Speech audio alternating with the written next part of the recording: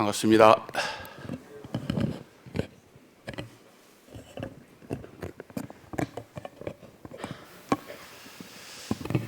최근에 우리 형제 자매님들이 저를 보면은 왜 이렇게 살이 빠졌냐고 묻는 분들이 계신데 하나님께서 이 다이어트를 좀 하게 하시는 것 같습니다.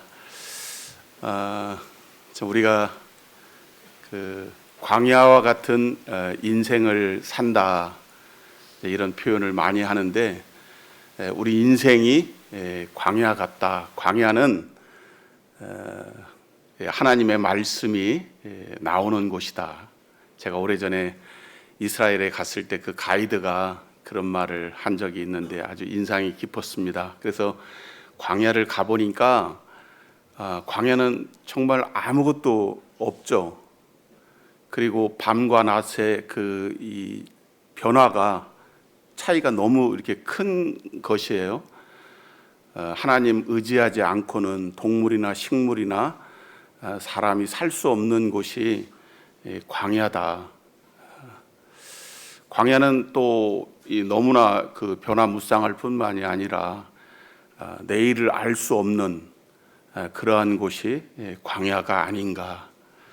그래서 오늘은 제가 우리 가운데 임하신 또 믿음의 선진을 통해서 또 저에게 임하신 그 하나님의 은혜에 대하여 좀 이렇게 말씀을 나누고자 합니다. 우리나라도 참 이 70년 동안 그 평화와 또 고도의 성장과 대한민국이 그 선진국이 이렇게 되었다라는 게 최근에 이렇게 실감이 되는 게 역사상 처음으로 그 옛날 고구려 신라 백제 시대 빼고 일본보다 우리나라가 국민 소득이 높은 적이 없었는데 작년에 드디어 우리나라 1인당 국민 소득이 일본을 앞질렀다고 그래요. 참으로 이 격세지감을 느끼는 그런 좋은 소식이 있는가 하면 또 우리나라가 이 강대국의 열강의 속에서 이렇게 살면서 특히 미국의 그 의존도가 굉장히 높죠. 또 공산 국가인 중국의 의존도가 높습니다. 그래서 미국의 대통령이 누가 되느냐? 일본이나 다른 나라에서는 이미 트럼프다 이런 말을 써요. 트럼프가 따놓은 당상이다 이런 말을 쓰는데 대통령 후보인 트럼프가 공공연하게 얘기하는 것은 자기가 대통령이 되면 주한미군 우리나라에 여기 대구 평택 오산 이런 데 미군 기지들이 있거든요. 미국 군인들이 한 2만 7천 명 이렇게 주둔하고 있어요. 이제 철수를 하겠다. 러시아하고 우크라이나 전쟁이 일어난 이유를 알죠. 러시아가 빌 클린턴 시절에 이 핵무기를 포기하는 대신에 서방이 지원을 받아서 경제 성장을 일으키려고 했거든요. 그 원조를 해주는 조건으로 핵을 다 폐기시켰어요. 그 바람에 러시아의 침공을 받고 나라의 3분의 1이 초토화되고 수십만 명이 지금 현재 죽는 그런 비참한 전쟁터가 되었는데 대한민국이 이렇게 고도로 성장해 있고 나라 발전을 해서 부강한 나라가 됐고 하지만 여전히 우리는 불안한 가운데 이렇게 살고 있습니다. 개인적인 우리 한 분 한 분 우리 인생도 참 녹록하지가 않죠. 나는 지금 평안하다, 안전하다, 나는 노후 대책 다 해놓고 아무 근심 걱정이 없어. 그냥 건강만 잘 챙기면 돼. 이렇게 생각하실 분들도 계실 수 있습니다. 그 참 좋은 일입니다. 그 젊었을 때 열심히 일해서 노후에 걱정 없이 그 경제적인 거 또 건강도 챙겨가면서 자식들도 다 이렇게 원하는 대로 뜻대로 결혼하고 또 자식들도 낳고 이렇게 그 사는 것이 그 참 좋은 일이죠. 우리 인생이 어떻게 보면 이 세상만 놓고 보면 이것보다 더 즐겁고 행복한 일이 없는 것이죠. 그런데 도대체 하나님은 왜 우리에게 이 문제와 걱정과 염려와 고통과 아픔과 불안과 고난을 허락하는가?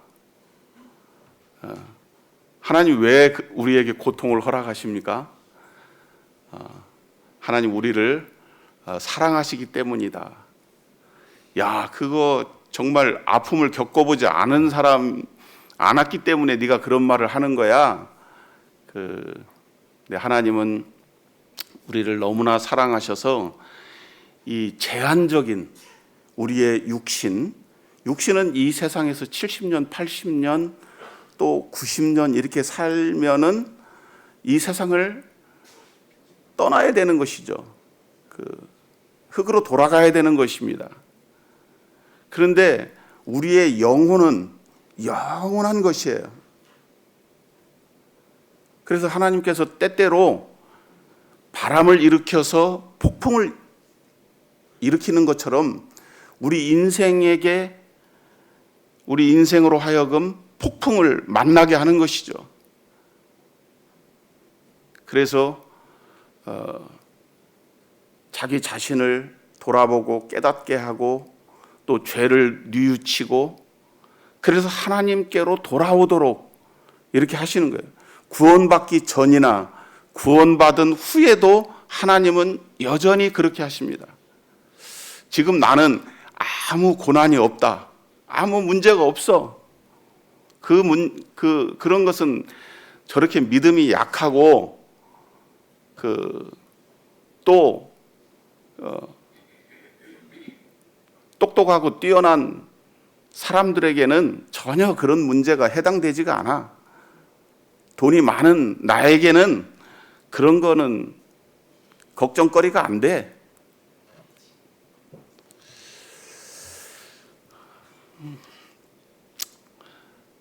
우리가 하나님께로 여전히 돌아오기를 하나님께서 원하시는 것입니다.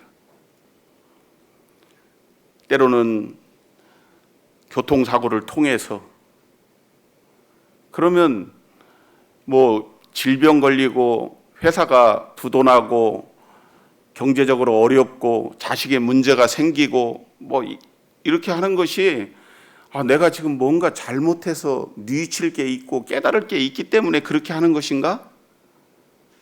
그럴 수도 있지만 하나님이 그렇게 허락하실 수도 있지만 하나님은 믿음이 좋은 사람, 하나님을 더 깊이 신뢰하고 또 하나님께 더 가까이 나가는 그러한 사람들에게도 때때로 그러한 것을 허락하셔서 더 믿음이 굳건해지고 하나님이 원하시는 온전한 사람으로 하나님께 나오기를 하나님은 바라시는 거예요. 하나님 우리를 부르신 부르심에 그 목적이 있으시죠. 이유 없이 우리를 부르신 사람이 없어요. 부르신 적이 없어요. 하나님의 부르심에는 다 목적이 있으신 겁니다. 나는 아무 일도 안 하는데 그래도 하나님께서는 나를 부르신 이유가 있는데 그 이유를 모르는 것은 내가 하나님께 묻지 않기 때문에 하나님께 나아가지 않기 때문에 그럴 수 있다고 하는 것입니다. 오늘 본문은 시편 31편입니다. 제 기억으로도 이 시편 31편을 몇 번 이렇게 그 말씀을 나눈 적이 있는데, 제가 이번에 다시 한번 이 말씀을 묵상하게 되었습니다. 다윗의 시, 다윗이 언제 어느 때에 이 시를 썼는지는 알 수 없지만, 어떤 분들은 다윗이 전쟁 중에 이 시를 썼다고 하는 분들도 계세요. 아무쪼록 이 다윗의 생애를 통해서 하나님께서는 우리에게 말씀하시고자 하시는 게 있으시고, 우리가 교훈받을 것이 있기 때문에 이 다윗을 사용하신 것 같습니다. 한번 조금 전장을 다 한번 제가 읽어보겠습니다. 시편 31편 방송실에서 이렇게 자막을 켜주시고 계속 이 말씀을 좀 이렇게 띄워주시면 좋겠습니다. 성경을 이렇게 주목하셔서 보시면 좋겠고, 성경이 없으신 분들은 앞에 자막을 봐주시기 바랍니다. 여호와여, 내가 주께 피하오니 나를 영원히 부끄럽게 하지 마시고 주의 공의로 나를 건지소서. 내게 귀를 기울여 속히 건지시고 내게 견고한 바위와 구원하는 산성이 되소서. 주는 나의 반석과 산성이시니 그러므로 주의 이름을 생각하셔서 나를 인도하시고 지도하소서. 그들이 나를 위하여 비밀이 친 그물에서 빼내소서. 주는 나의 산성이시니이다. 내가 나의 영을 주의 손에 부탁하나이다. 진리의 하나님 여호와여, 나를 속량하셨나이다. 내가 허탄한 거짓을 숭상하는 자들을 미워하고 여호와를 의지하나이다. 내가 주의 인자하심을 기뻐하며 즐거워할 것은 주께서 나의 고난을 보시고 환난 중에 있는 내 영혼을 아셨으며 나를 원수의 수중에 가두지 아니하셨고 내 발을 넓은 곳에 세우셨음이니이다.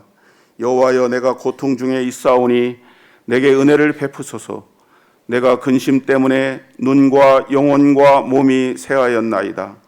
내 일생을 슬픔으로 보내며 나의 연수를 탄식으로 보내며 내 기력이 나의 죄악 때문에 사하여지며 나의 뼈가 쇠하도소이다. 내가 모든 대적들 때문에 욕을 당하고 내 이웃에게서는 심히 당하니 내 친구가 놀라고 길에서 보는 자가 나를 피하였나이다. 내가 잊어버린 바 됨이 죽은 자를 마음에 두지 않 같고 깨진 그릇과 같음이니이다. 내가 무리의 비방을 들었으므로 사방이 두려움으로 감싸였나이다. 그들이 나를 치려고 함께 의논할 때에 내 생명을 빼앗기로 꾀하였나이다. 여호와여, 그러하여도 나는 주께 의지하고 말하기를 주는 내 하나님이시라 하였나이다.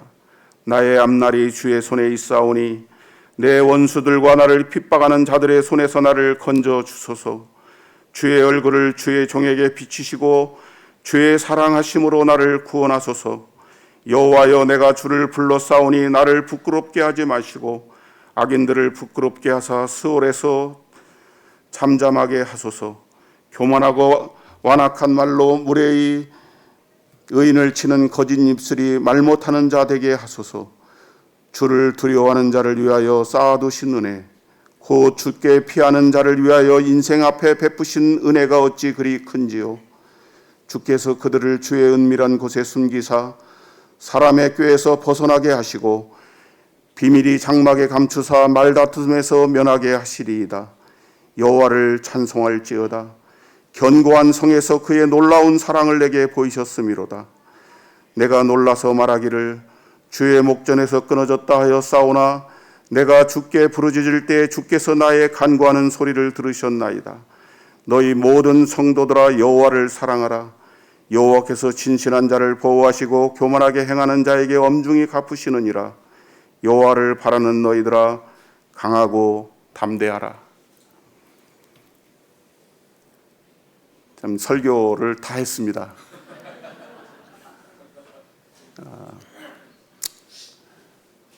다윗이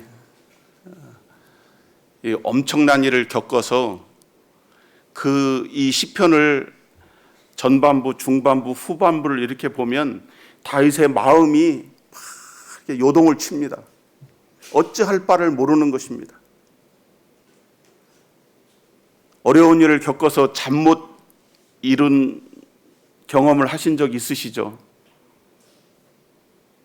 저는 과거에 많이 했어요.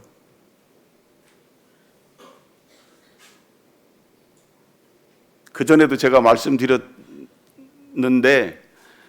제가 한 20년 전쯤인가 여기 현대자동차 다니시고 자동차 퇴직하시고 현재 자동차 다니시는 분들 계시죠?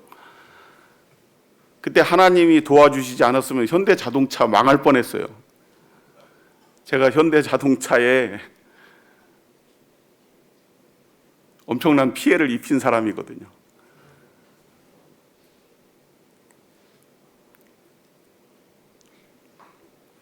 일 년 동안 잠 못 이루는 불멸의 밤을 많이 보낸 적이 있습니다.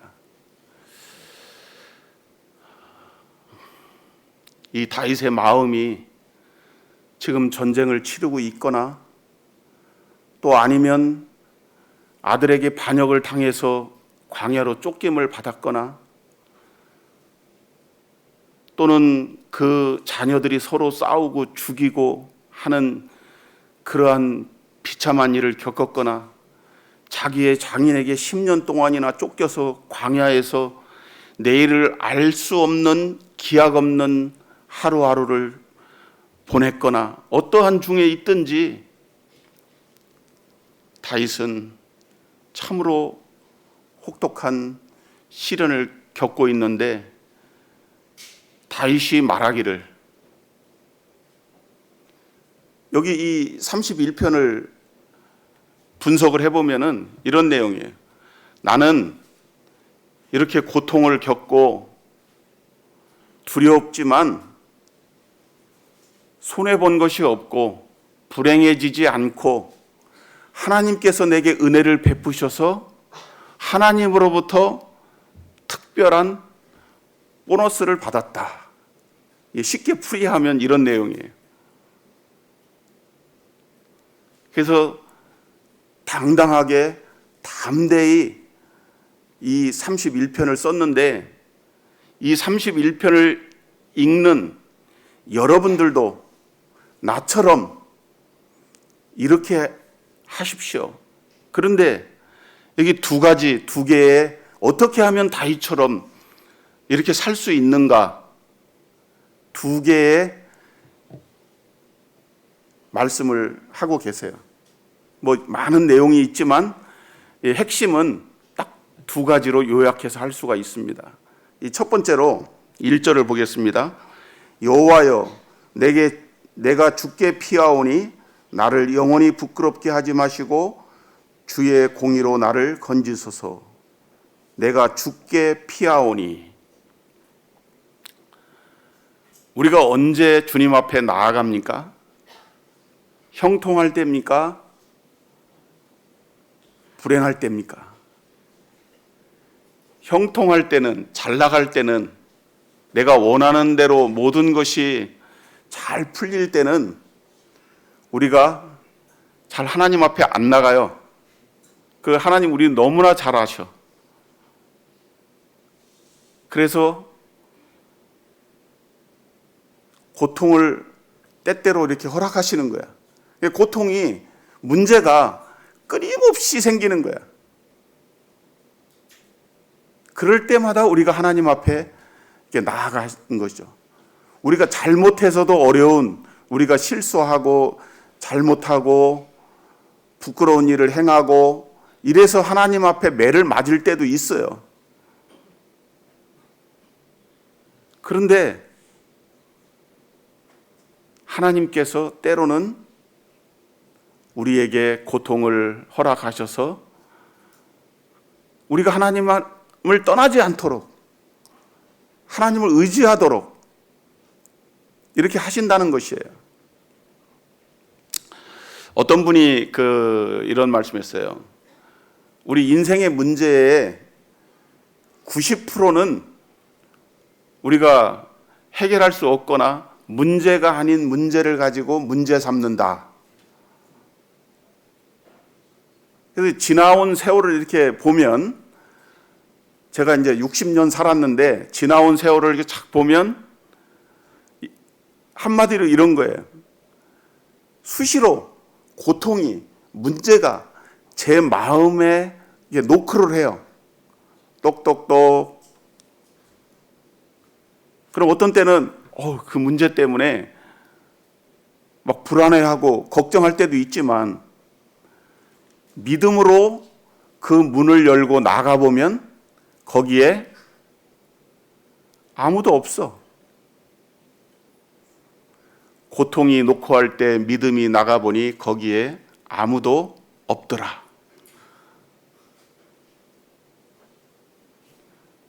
그런데 문제가 생기면 우리가 대부분 그 문제를 해결하려고 막 발버둥 치고 인간적인 이렇게 상상을 많이 합니다. 그런데 오늘 여기 다윗은 내가 주께 피하오니,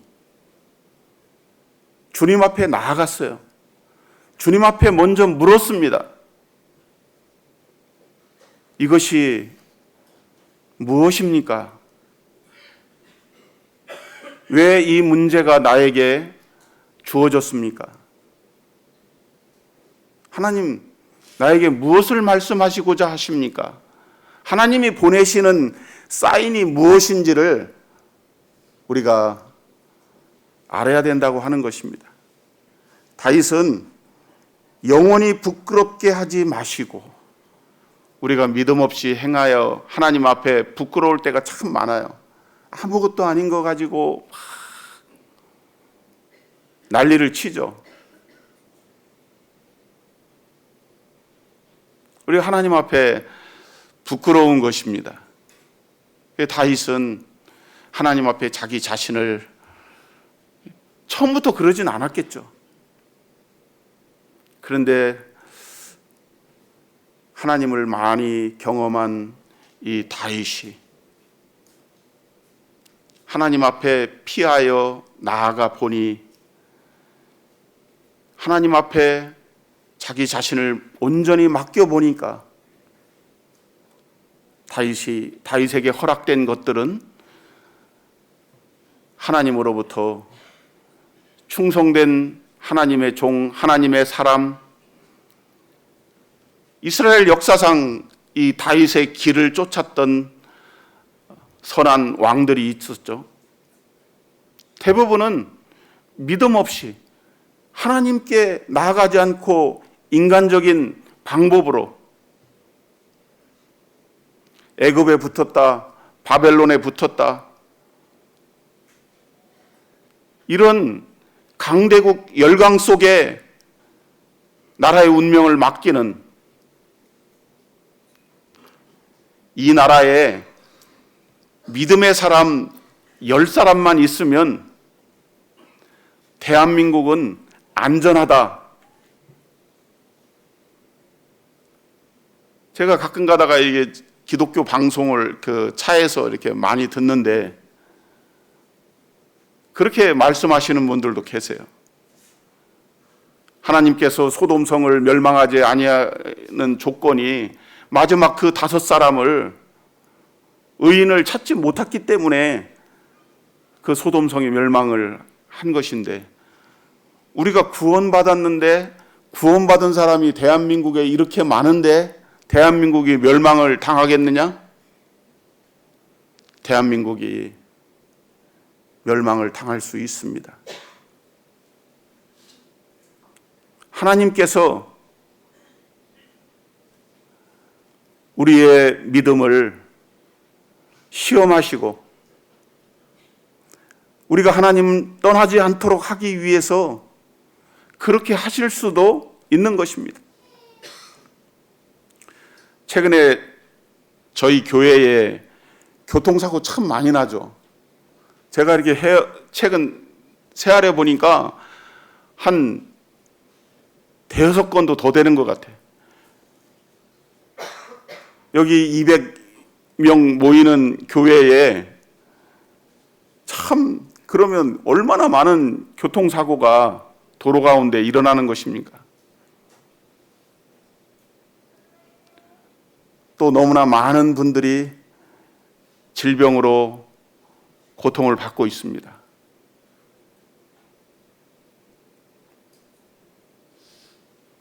또 이 물가는 계속 오르는데 임금 빼고 다 오른다 그러죠.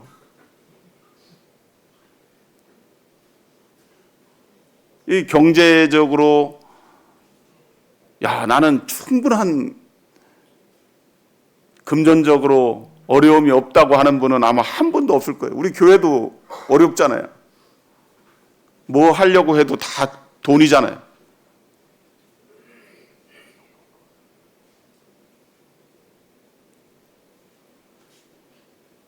우리가 이러할 때에 다윗의 길을 따라서 길을 쫓아서 우리를 죽게 피하는 것입니다.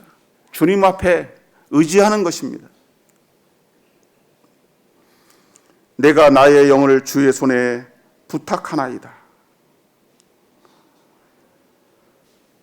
여기 9절에 한번 보겠습니다. 여호와여, 내가 고통 중에 있사오니 내게 은혜를 베푸소서. 내가 근심 때문에 눈과 영혼과 몸이 쇠하였나이다. 우리가 이게 컨디션이 안 좋고 건강이 안 좋으면 우리 신체 부위에 제일 이렇게 약한 부분부터 아프기 시작하죠.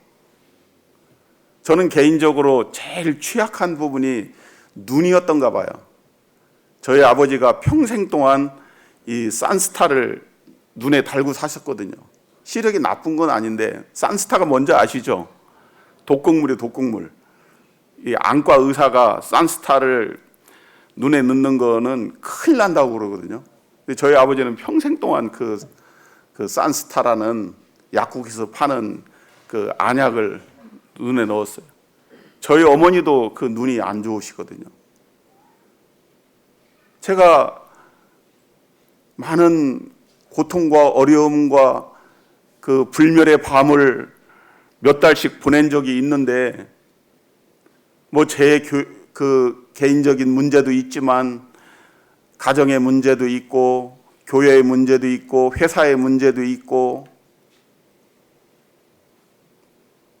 회사 가면 교회 걱정하고 집에 가면 회사 걱정하고 교회 오면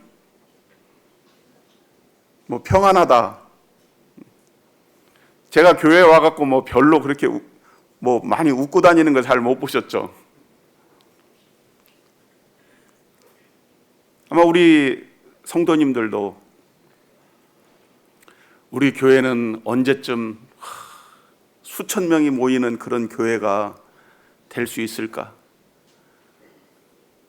우리 교회에는 의사도 없고 있었었어요.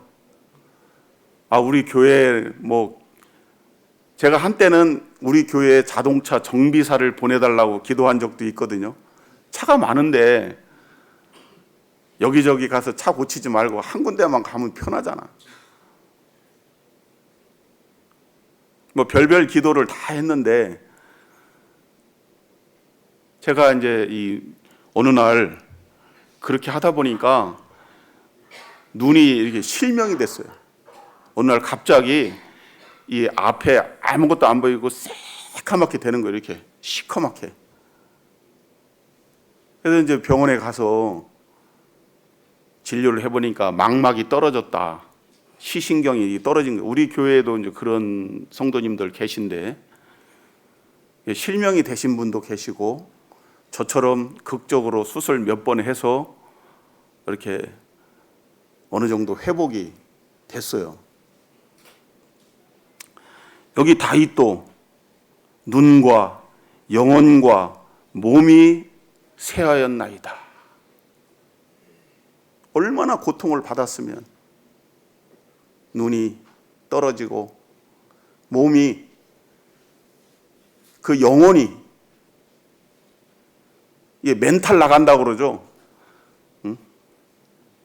멘붕이다. 뭐 그런 젊은 사람들은 그런 표현 씁니다. 멘붕됐다.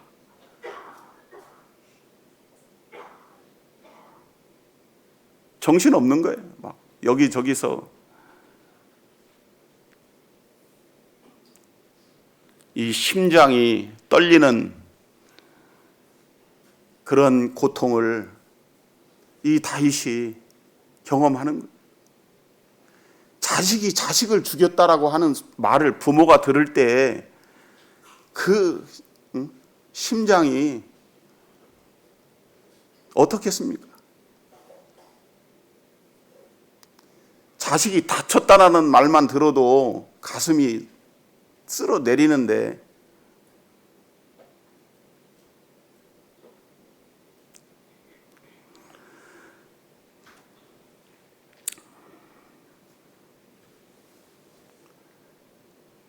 다윗이 내가 고통 중에 있습니다.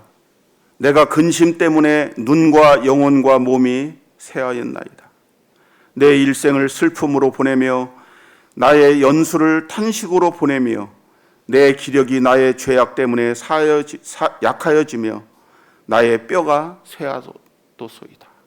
가장 큰 몸의 그 아픔, 고통, 이 진통이 이 뼈가 아플 때, 여러분 이 골수가 뼈가 아픈 경험을 해본 적 있으십니까?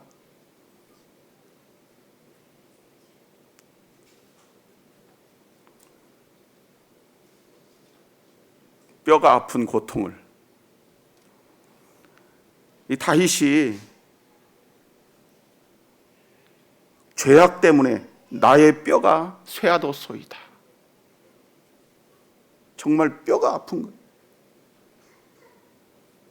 하나님 앞에 이 뼈가 아플 정도의 죄를 지어본 적이 있어요? 다윗은 죄 때문에 자기의 이 정욕을 이기지 못해서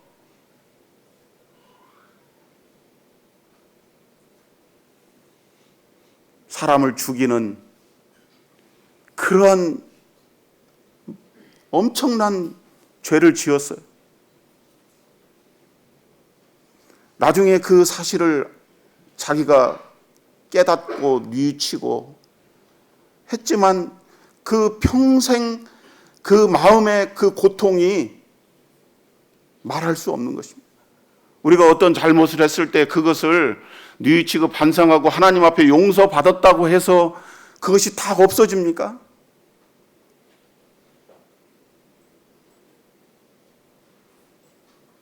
나의 죄악으로 나의 뼈가 고통을 받는 것입니다.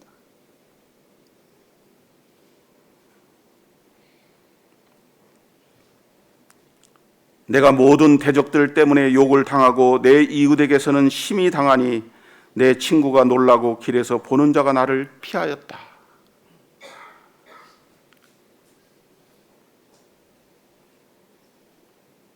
우리는 우리 마음에, 우리 자존심에 조금만 상처를 입어도 못 견디죠. 싫은 소리 조금만 들어도 못 견디는 거예요. 지금 평안히 주무시는 분이 두 분 제 눈에 들어오네요. 정말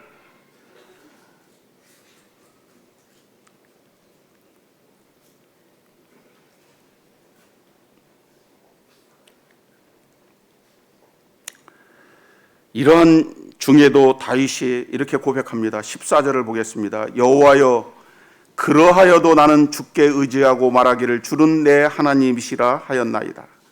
그러하여도, 이게 믿음의 사람들이 해야 될 말이죠. 내가 죄악 때문에 고통받고 대적들이 나를 욕하고 비난하고 내가 어떠한 중에도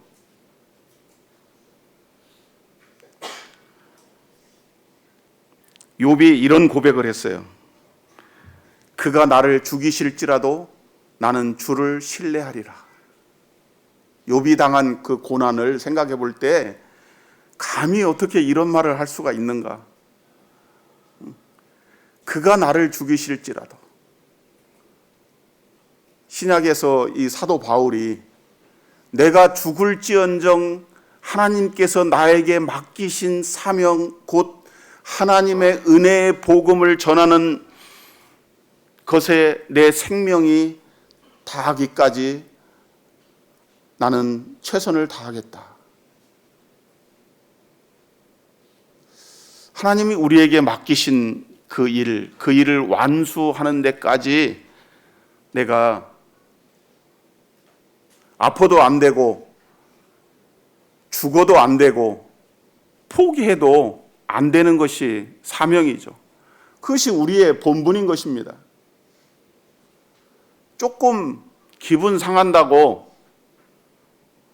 예배 참석 안 하고 뭐 특별한 사정이 있을 수 있습니다.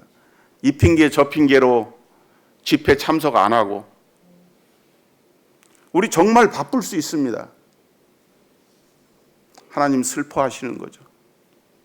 정말 목숨을 걸고 최선을 다해서 그러하여도 나는 주께 의지한다. 이게 우리의 살 길이라고 하는 것입니다.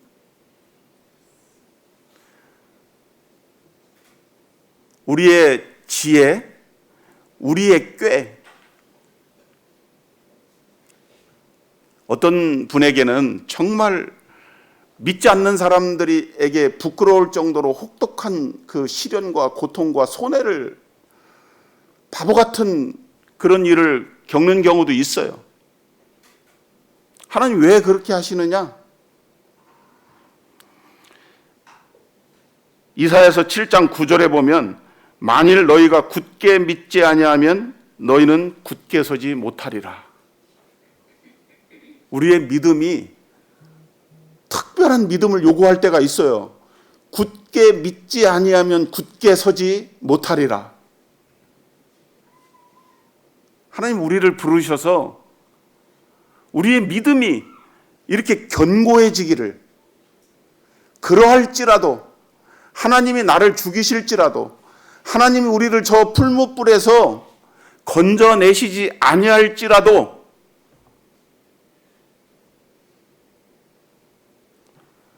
지금 손해를 보고 계십니까? 어려운 일을 겪고 계십니까? 혹 질병에 고통받고 계십니까? 주님을 의지하시고 주님 앞에 나아가시고 주님 앞에 맡기시면 된다고 우리에게 말씀하시고 가르치십니다.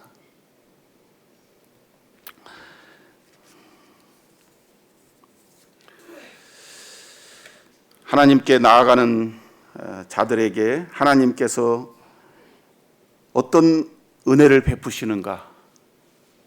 다윗은 나는 하나님 앞에 이런 문제들을 다 맡겨서 손해보지 않고 불행해지지 않고 하나님으로부터 특별한 보너스를 받았습니다.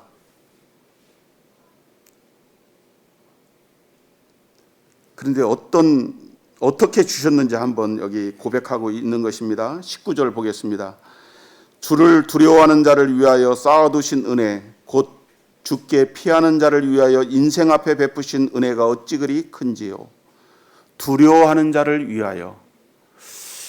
우리가 하나님 앞에 겸손하게, 이 겸손은 아무리 강조해도 지나침이 없다고 봅니다. 겸손한 자를 하나님이 대우하시고 교만한 자의 목을 꺾으시는 거예요. 겸손은 존귀의 앞잡이요, 교만은 패망의 선봉이라.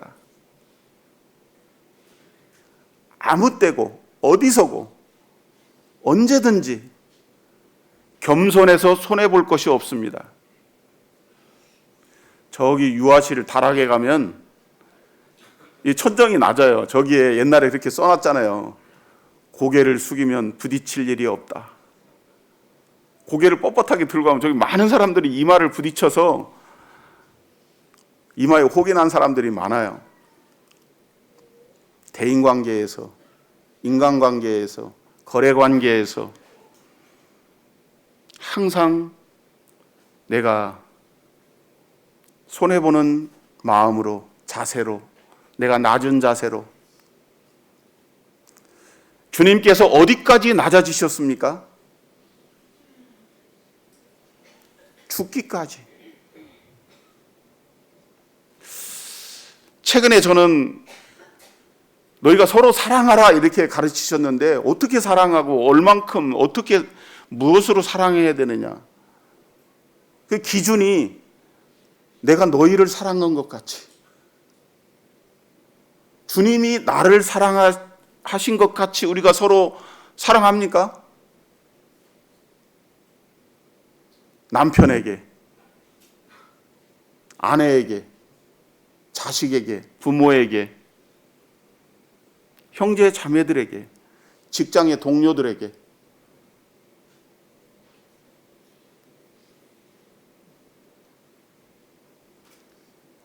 부부간에 문제가 있거나 부모 자식 간에 문제가 있거나 모든 문제가 우리가 이 계명을 따르지 않기 때문에 그런 것이죠. 계명은 지켜도 되고 안 지켜도 되는 게 아니고 절대적인 게 계명입니다.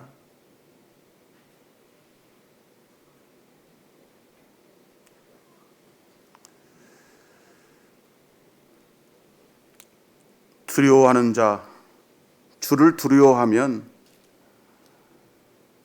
우리가 낮아지면 상대가 높아지는 거예요. 높아지는 분을 우리가 존중하는 것이죠.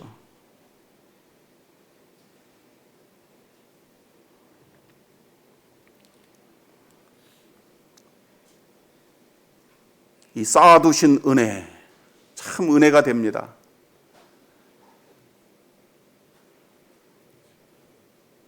그때마다 생각나는 대로 막 이렇게 주는 것이 아니라 요셉이 7년 기근을 대비해서 7년 곡간을 만들어 곡식을 저장해 놨어요. 산처럼 쌓아놨습니다. 곡식을.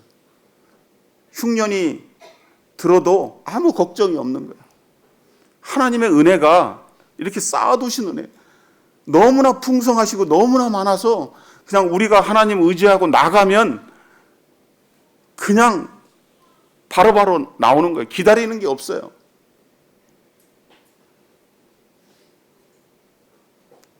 쌓아두신 은혜, 그 은혜를 우리가 왜 맛보지 못하느냐. 전에도 말씀드렸지만 천국에 가면 우리 형제 자매님들의 그 개인 사물함이 있어요.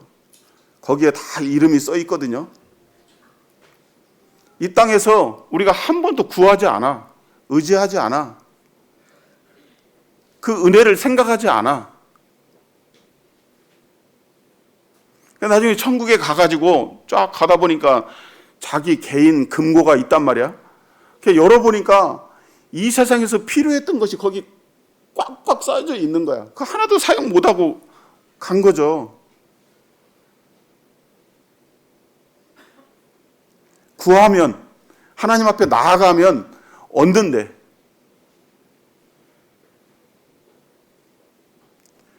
그러니까 형통할 때도 구하고 불행할 때도 구하면 얼마나 넘치겠습니까? 쓰고 남는 거 좀 나눠주는 거죠. 그렇게 하다 보면 이제는 나눠주는 것이 복되다고 하는 것을 깨닫게 되는 순간이 오는 것입니다. 주고 계속 줘도 계속 있는 것이죠. 그게 오병이어 아닙니까?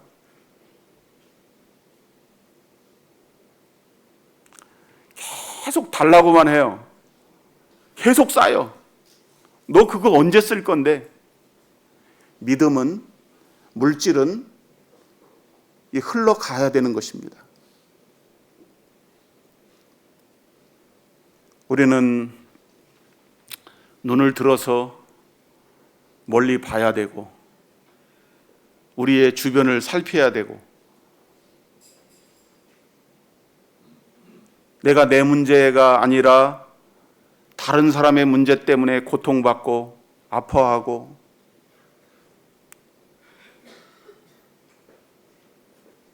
최근에 어렵고 힘든 사람들의 소식을 들을 때마다 그것이 내 문제 같고 내 아픔 같고 그것이 우리의 한몸된 지체의식인 것이죠. 다른 사람이 고통받고 어려운데 아무 나에게 통증이 없어. 그게 고통 없는 지옥이다 이런 표현을 써요. 아프리카에 2살 난 어린이가 방 안에서 막 웃고 떠들고 놀고 너무나 막 깔깔대고 엄마가 뭐 때문에 그러는가 하고 들어가 보니까 자기 손가락을 깨물어서 피가 철철 나는데 그거 가지고 낙서하고 장난을 치는 거예요. 이게 고통을 모르는 거죠. 위가 아프면 쓰리고 아프고 보통의 경우에는 이 걸레를 짜는 것 같은 그런 통증이 옵니다. 경험을 해봤어요. 얼른 병원에 가야죠. 고통, 아픔이 오니까. 그런데 위가 헐고 위에 고통이 있는데도 그걸 느끼지 못하는 거예요. 그러면 위암 말기가 되는 거예요. 우리의 대부분의 장기는 고통을 이 센서가 예민해가지고 느껴요. 조금만 아파봐봐요. 대번에 센서가 작동해서 경고가 딱 뜨죠. 이 고통과 아픔과 시련은 하나님의 나팔이에요. 하나님의 경고음입니다. 지금 나에게 우리 교회에 이러이러한 아픔과 고통이 있는데도 그것을 우리가 못 듣고 모른 척하고 그러면 나중에 돌이킬 수 없는 회복 안 되는 그런 순간이 오는 것입니다.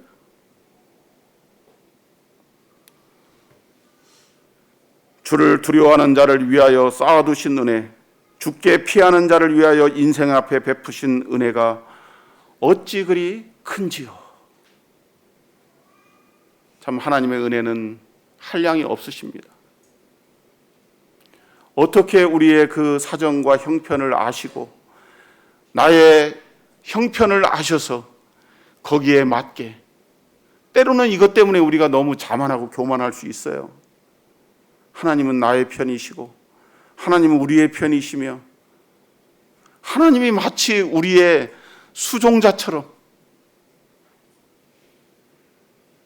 우리가 하나님을 너무 함부로 막대하는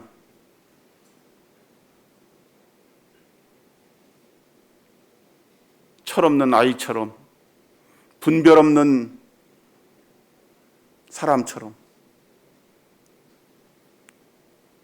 지능이 부족한 사람처럼 우리가 하나님을 그렇게 대우한다면 우리가 어찌 하나님의 자녀라고 하나님의 제자라고 말할 수 있겠냐 하는 것입니다. 하나님께서 고난당하는 고통 가운데 있는 우리를 향해서 마지막으로 이렇게 말씀하십니다. 23절, 24절 이거 한번 다 같이 한번 읽어볼까요? 23절, 24절입니다. 시작. 너희 모든 성도들아 여호와를 사랑하라. 여호와께서 진실한 자를 보호하시고 교만하게 행하는 자에게 엄중히 갚으시느니라. 여호와를 바라는 너희들아 강하고 담대하라. 내가 세상을 이기었노라. 세상에서 너희가 강하고 담대하라. 내가 너희들 다 보고 있어. 너희들 알아. 네가 필요한 것도 알고, 너의 앉고 일어섬과 너의 갈 바를 내가 다 알고 있어. 그걸 어떻게 알 수 있느냐? 하나님 앞에 나아가서 하나님 앞에 묻고 하나님의 방향 등을 따라서 가다 보면 아는 것이죠. 인생을 살다 보면 때로는 어렵고 힘든 일을 당할 수 있습니다. 그때 하나님께 나아가서 구하면 하나님께서 거기에 맞게 예비해 두신 하나님의 은혜를 주시는 것입니다. 그렇기 때문에 우리는 항상 여호와를 사랑하고 진실이 행하며 하나님께서 주실 것을 믿음으로 바라는, 그렇기 때문에 세상에서 우리가 항상 기뻐하고 감사하고 우리가 하나님 앞에 구하는 그러한 삶을 우리가 살아야 된다고 하는 것입니다. 이제 말씀을 다 마쳤는데 제가 잠깐 우리 성도님들에게 그 기도 제목을 하나 좀 드리려고 하는데, 제 개인적으로는 이제 이런 성도님들이 걱정하시고 염려하시는 그런 게 걱정이 되어서 좀 말씀을 안 드리려고 했는데, 이것은 좀 아닌 것 같다. 그래서 짧게 이제 말씀을 드리자면, 제가 3월 29일 날 이 전립선 암 판정을 받았습니다. 그래서 이제 세브란스에서 6월 24일 날 시술을 해요. 그리고 7월 24일에서 8월 중순 13일까지 방사선 치료를 이렇게 받을 예정입니다. 그래서 조용히 이렇게 생각나실 때마다 치료가 잘 될 수 있도록 기도해 주시고, 또 제가 말씀 여기 드린 것처럼 하나님께서 이 일을 통해서 저에게 또 우리에게 말씀하시고자 하시는 그런 말씀 음성을 들을 수 있도록, 하나님은 우리를 불행하게 손해나게 하실 분이 아니시잖아요. 그래서